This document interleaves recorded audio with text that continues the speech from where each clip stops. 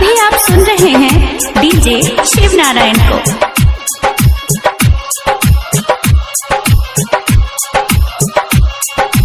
DJ Shiv Narayan recording by Samrat Ashok studio Shri Kanadi Samastipur.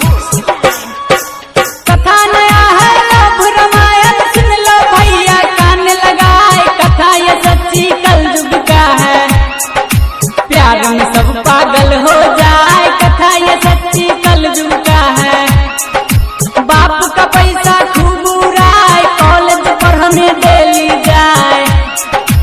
अखिया से सब बात हो जाए, सहेली द्वारा नंबर जाए। घर पहुँचे मिस कॉल आए, इधर से लड़का फोन लगाए। पहला लेसन खत्म हुआ, दोरे चेला शंख बजाए।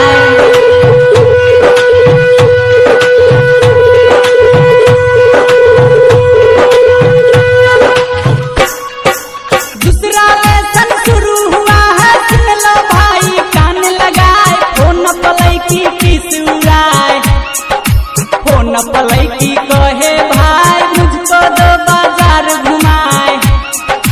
इतने में लड़का चुप हो जाए, सोचे पैसा कहाँ से आए। लड़की बोले का बतलाए, 10 बजे कल मिलने आना। बाप का पैसा दिए दबाए, बाप बेचारा रोवत जाए। खत्म हुआ दूसरा अध्याय, रे चला दो शंख बजाए। शिव नारायण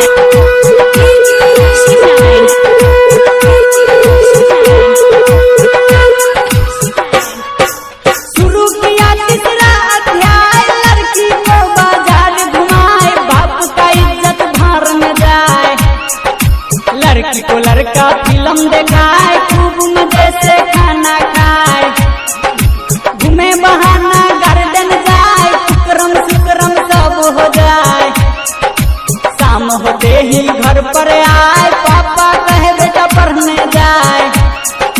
बेटा कर खुश हो जाए, माए बाप को मूर्ख बनाए।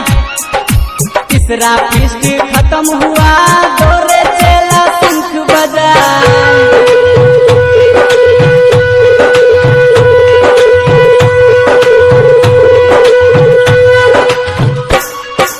खत्म हुआ पढ़ाई भाई, आ गया अब रिजल्ट की बारी। लड़का के बुखार हो जाए, माए बाप डॉक्टर बुलवाए। 2000 के दवा हो जाए।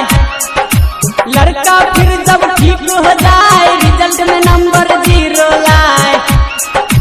बाप भाई फिर डंडा उठाए, लड़की के कारण खूब ठोकाए। लड़का बाप बाप चिल्लाए, लड़की न देखे घर पर आए। तन को न लड़का के बुझाए, लड़का के जिंदगी भार में जाए। शिव नारायण शिव नारायण शिव नारायण। कथा खत्म हुआ अब रामायण, झूठू के लड़की को मत रखसान। आज से पढ़े पर दे द ध्यान। सरवन सावरिया कहत भाई, बाद में लड़की काम नाई। सरवन सावरिया कहत भाई, बाद में लड़की काम नाई। पवन राजा सुधर जा भाई, बाद में लड़की काम नाई। सुबोध सौरभ सुधर जा भाई, बाद में लड़की काम नाई। सरवन सावरिया कहत भाई, बाद में लड़की काम नाई।